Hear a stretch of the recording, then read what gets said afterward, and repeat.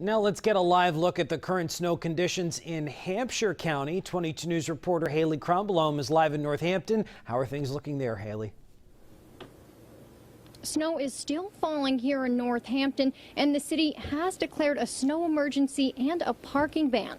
Snow has been falling steadily here throughout the day, but there are still some people milling about, walking down Main Street, although it's a quieter night than most.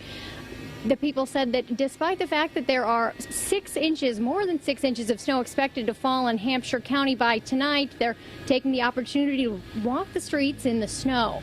And when I was driving up to Northampton on I-91, the roads were pretty slick.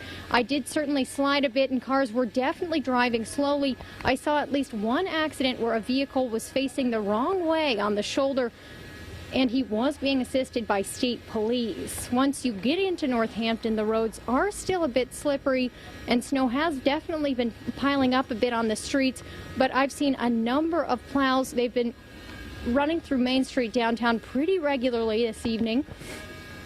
But I did speak with some residents who said the side streets have been getting a little neglected since Thursday's snowstorm.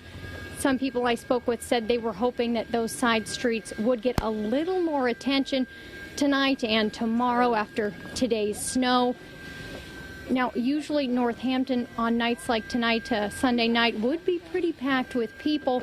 There have been some people walking about, but the sidewalks don't seem to have gotten as much attention as the streets here in Northampton. So a good amount of snow has piled up. I've certainly seen some people slipping while they've been walking around tonight, although some people I spoke with said they thought it was safer for them to walk than to get in their car.